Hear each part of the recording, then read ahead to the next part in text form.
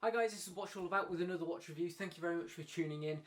And in this video we're going to look at something that I've always wanted to do for quite a while. I've always wanted to build my own watch. Well, thanks to the DIY Watch Club, I have been able to do that. So thank you very much to them for sending this pack through. It's very interesting being able to go through all the steps required, because before I didn't know where to start, really, to be honest. Whereas with this, they give you very detailed step-by-step instructions, all the tools required, every single part needed to build your own watch as well, which is very cool, very handy, and it just makes it a lot easier to step into sort of that modding kind of circle, or being able to just work on your own watch. So very cool pack that they put together. So what we'll do is we'll check it out in closer detail. We'll also go step by step through the whole process as well.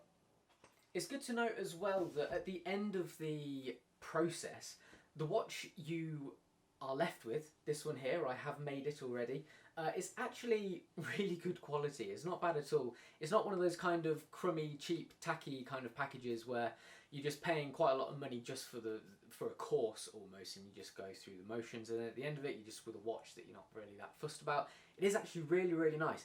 At the end of the video we'll have a look at the actual watch in closer detail. Let's go through the process from start to finish then. So first of all, you open up the box. As you can see here, you have a little card with a QR code. That's what you scan. Open this up. You can actually use that as a mat for working on. So as you can see, the very top section is all of our tools. We also have the strap there. If we have a look at the bottom, this is all the different aspects of the watch itself. First things first, put these tiny little finger cots on. It's very important to wear them so that you keep all of the different bits and bobs of the watch nice and clean, well, as clean as possible, because obviously we're not in a lab or anything like that. Step one, open up the case, because the case comes closed. So you take the case back off, and then there's a little movement holder within there as well. There's a crown as well that you just want to unscrew and take out.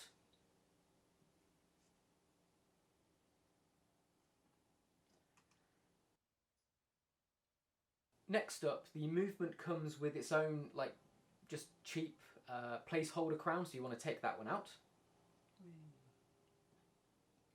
And then we want to just push fit our dial on top of the movement. Next is putting the movement into the movement spacer, as you can see there. You've got to line it up just right, push it all around as well so it's fully in, otherwise it won't sit right in the case.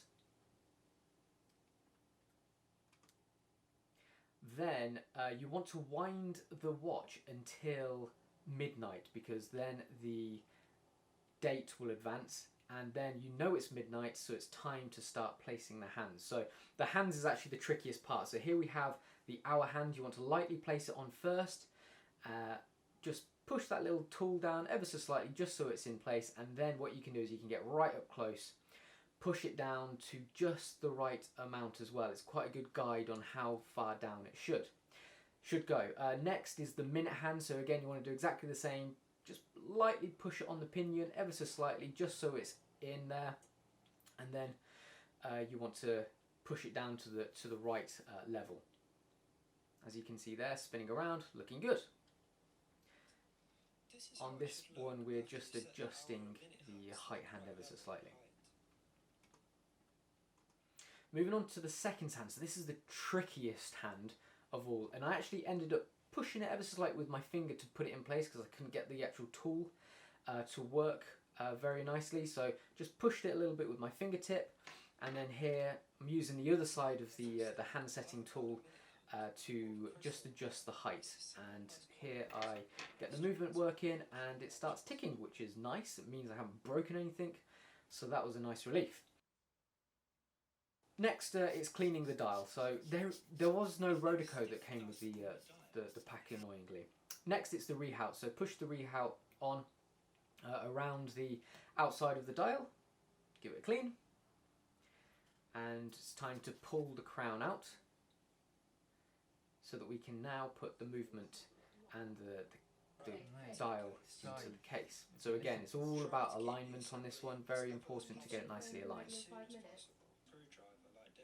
So once the movement in the dial's in, you can slip the crown in, and it should just seamlessly slide in, as you can see there. And finally, it's time to put the case back on. So we've got that rubber gasket, screw the case back on, and then we use the supplied tool to tighten the screw and case back. Just adjust it and away we go. As we flip it over on the other side, you'll notice we won't have a bezel insert, so it's time to apply that. It's sticky, so you can see there, just remove the adhesive sticker and push it in. Very careful to align this rightly. You know, if you think about the likes of Seiko, for instance, they can't even align a bezel properly themselves and they're professionals, so very important that you get it very closely lined up. Finally, let's load up the strap. Thanks to the quick release pins, very straightforward and easy to do. And there we go. So all in all, although I've shortened all of that to about 6 minutes or so, the process probably took me an hour, hour and a half, and I think if you're really savouring it, taking your time over it, you could probably make it last a couple of hours. There's probably a couple of bits of dust that I'd like to take it apart and remove from the back of the crystal and on the dial face as well. So if you're really being very granular and anal about it, then yeah, you'd probably want to take a couple of hours to make it perfect. So talking about the watch itself that comes with it, you know, the specs are pretty good. The size is nice, 41mm in diameter, 13.4mm height, and a 47.5mm lug-to-lug length. The weight is 84 grams on this lovely strap, so very easy to wear, really nice and comfortable. The strap is delightful to wear as well. I don't really wear enough of these kind of straps, and I much prefer them to NATO's because they're elastic, so really comfortable on. And also they're just as secure as NATO's, but they don't wear so high either. So really good choice. And for me, it's actually made me like these straps even more, if anything. Water resistance is a very impressive 20 atmospheres or 200 meters as well. Now obviously this hasn't been pressure tested because I don't have pressure tester available. So I probably won't swim with it. However, the capability is obviously there for it to have that kind of water resistance. So that's quite an impressive spec. The movement is a Seiko NH35A, a movement that you find in probably 90% of affordable dive watches, so no complaints there at all. This one is actually coming in at plus 7.1 seconds a day as well, so pretty good in terms of accuracy. I doubt that they're adjusting them at all before sending them out, so there is scope there. They're actually relatively easy to adjust as well. Lug width is 22mm as well, so I think a very suitable sized lug width in relation to the 41mm diameter. So the price is $350 and that equates to around £265. The question, is it worth it? Well, purely from an educational point of view, I'd say yes. When I think of what I knew before and what I know now, I now know how to construct a watch from start to finish, whereas beforehand I didn't. I'd never set a hand or anything like that. So that has been very, very worthwhile for me. Is the watch itself worth the £265? Well, actually, I do feel that it's kind of competitive in a way. If you break it down, if I was to buy this very watch pre-assembled, just sent to my door, I think around £200 would be a reasonable price because at the end of the day, the specs are pretty good. So that leaves the 65 quid left over to cover all the tools. You know, don't forget you get a pretty good array of tools. The videos and the process, obviously there's certain administration costs associated with developing them as well, which you inevitably will pay for. So I think in reality, yeah, the price is on point. There's a few negatives I just wanted to know. You know, it's not all perfect. They mention using Rodico or clay quite a lot, but unfortunately none were provided, and I didn't have any because I didn't know I needed it.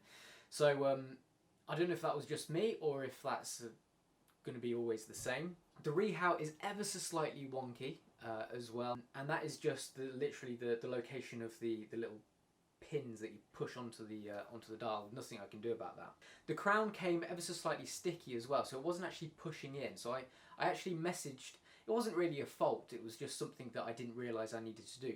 But I messaged them on Instagram and they were very responsive, and they just said give it a wiggle, and there's a little tiny spring inside the crown which allows the pin to go in and out. So they just said give that a really good wiggle and it'll loosen up, and it did, which is great. So probably nothing that they could have really done about it, but I was really glad that they really easily helped me rectify that issue.